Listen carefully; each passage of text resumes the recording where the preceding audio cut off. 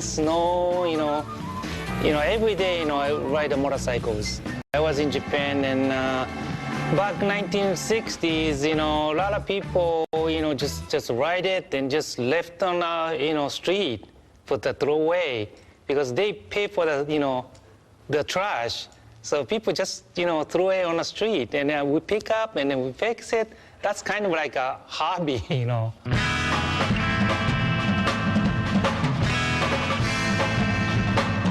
That youthful hobby of rebuilding discarded bikes in Japan turned into what you see now. 18,000 square feet of vintage motorcycle parts, memorabilia, and bikes. In the 1970s and 80s, Yoshi Kosaka was a dental technician making ceramic teeth. In 1984, he moved his family and his profession from Tokyo to California for one reason. He ran out of space for his motorcycle collection. When he ran out of space again, his wife forced a solution. She rented. And then, hey, Yoshi, I got the space. Why don't you put on a bike there? And then that's the little shop. And okay. And I put on my bikes because I have a lot of bikes. If it's I have a weekend, I work there. There's somebody knocked the door. Hey, this is shop. No, this is my private. Yoshi is a legendary figure in the cafe racer scene, not just in the States, but internationally. He builds all sorts of bikes, from choppers to bobbers to perfect antique restorations and cafe racers that you see him in magazines everywhere. He's in Street Chopper, he's in Cafe Racer, he's just doing it all. So because of that, people just think of him as this mythic figure. He can do anything. And when you get here, it turns out he can. I like share to my hobby for everybody. So that's, I try to display lots of different stuff. It's just a little mind-boggling how much stuff is in here, and what's amazing about it is it all came from one man's personal collection. Like all of us who have too much motorcycle crap in our garages, Yoshi's just like us, and his wife got sick of it and said, open a shop.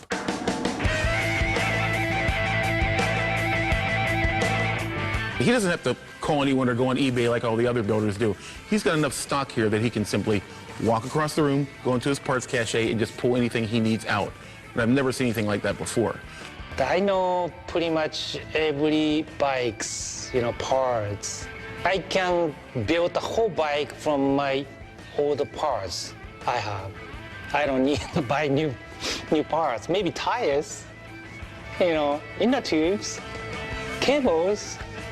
But I have all the carburetors and the frame and the engines and the brakes, wheels, and shocks, forks, and the gauges. Pretty much I have everything.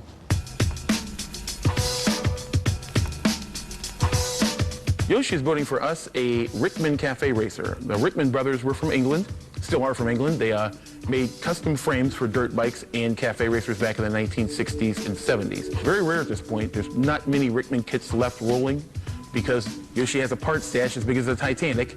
He had a Rickman frame back there. So when we said, can you build a bike? He goes, oh, I'll build you a bike. I'll build you a Rickman. The Rickman made a very lightweight chromoly frame with the nickel plate. So most of the bike, people see, oh, this is a Rickman frame because it's a nickel plate. It's pretty easy to, tell. This is a pure cafe racer from Great Britain in the late 1960s, early 70s. The cafe racer scene had grown so much in England back then and in the States that people like the Rickman brothers would offer you a kit bike. It had a gas tank, it had a cafe racer seat section, it had your engine mounting plates, and it had its frame. And you simply took your running gear, your forks, your shocks, your wheels, your swing arm, and bolted it to that. So what we're seeing is what you probably would have seen being written around Great Britain 35, 40 years ago in its entirety. The original Triumph there, like original motors and the frame, you go ride on the canyons, it's kind of like a weak little bit. But this is especially, like a racing style frame, very stiff. So it's very fun to ride on the canyons.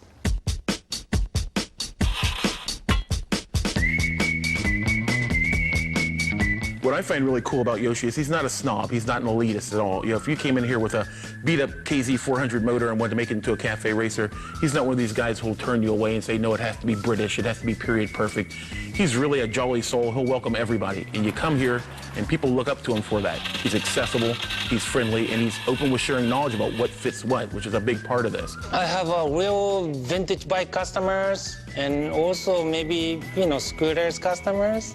It's all my customers. And then they share, you know, they share in my hobbies.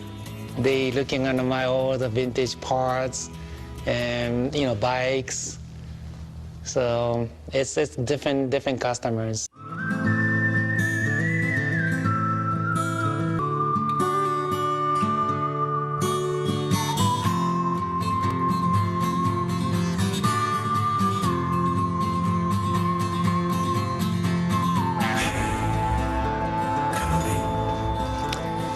Okay, let's start it on swing arm.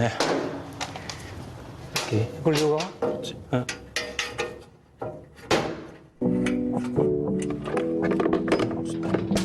Okay, let me go upside down.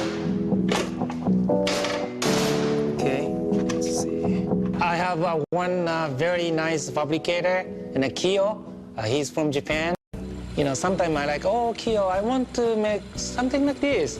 Kyo said, okay. And then he just cut it and grind it and weld it just like that.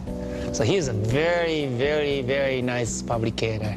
Really nice detail. To have a fabricator on staff is just invaluable. As time goes on, you may have a whole lot of parts. You may have tens of thousands of parts for British motorcycles of the 50s and 60s, but eventually some stuff goes missing. You're not going to have certain pieces. If you have someone on staff who can actually fabricate that out of bare metal, as our raw materials, that's just incredible, because that means you can say yes to any build question.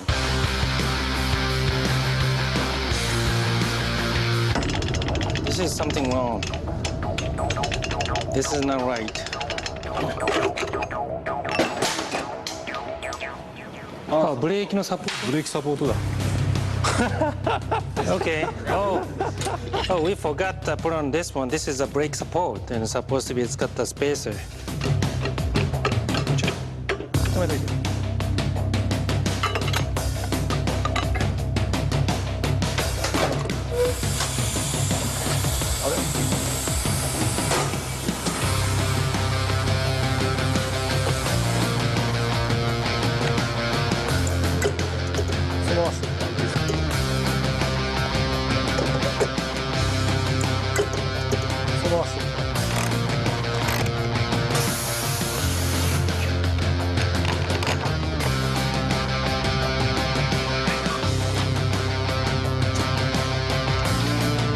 Like a Japanese style. Very quiet. Just work hard. I think that's the Japanese style. You know, they just, you know, focusing for the job. And then if, you know, 6 o'clock, they still keep going. And maybe American people, yeah, 6 o'clock, boom, okay, go home. They doesn't care. But my guys, oh yeah, they finish.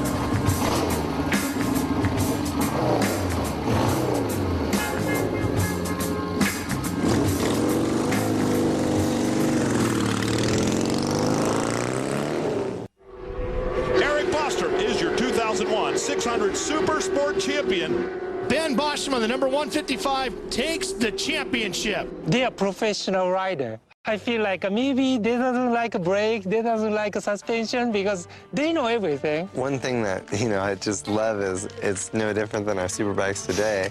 The eccentric to adjust the pivot height, it just, so many things say, I'm a race bike. Yeah, there's no room for air filters. No. She's just raw. Yeah, just raw. Dude, I think I could work on this bike. And I'm not much of a mechanic. No, you're not.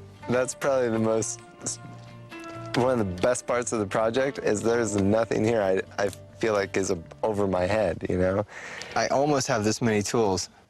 I've got like 9. I think it's pretty special for us to come and get a chance to experience some of these bikes. It just goes to show you that sometimes simplicity can be the best, because I have ridden the best superbikes on the planet, and then you get onto something so simple and clean, and it just seems to do everything you want it to do.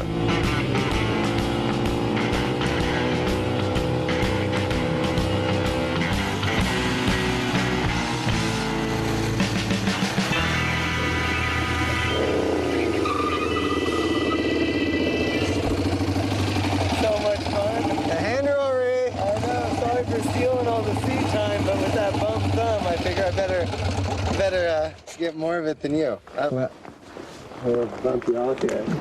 Kickity! All right, enjoy.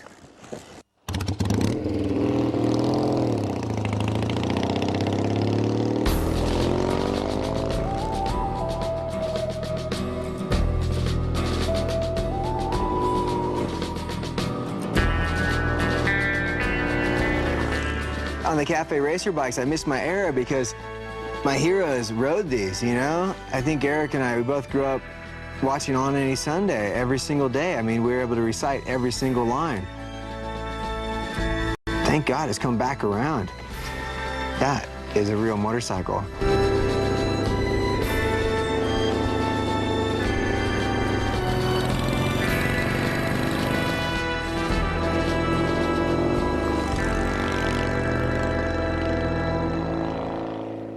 Very nostalgic. Yeah. Yeah, so much better, At home I have a new R1, but it's really not the same. No, like not same. No. This It's so is effortless. Just yeah, what? yeah, Really? and really pleasurable, like the right speed and everything. Keeps a big smile on your face. Yeah. I blast through the tunnels and just hearing the bike come alive. This is good to my experience, because, very famous professional rider ride on my built bikes. And then they feel very good, comments. I always say if you have something and you want to throw it away, if you just hold on to it, it'll probably be cool again. The Cafe Racer somehow maybe is lost in some era, things got put aside and bigger bars came around, some choppers cruised, and then people realized you can't canyon race those. How about building something that you get down in position and pretend you're Mike Halewood? It puts a smile on my face, and that's ultimately what motorcycles are. That's why we ride them.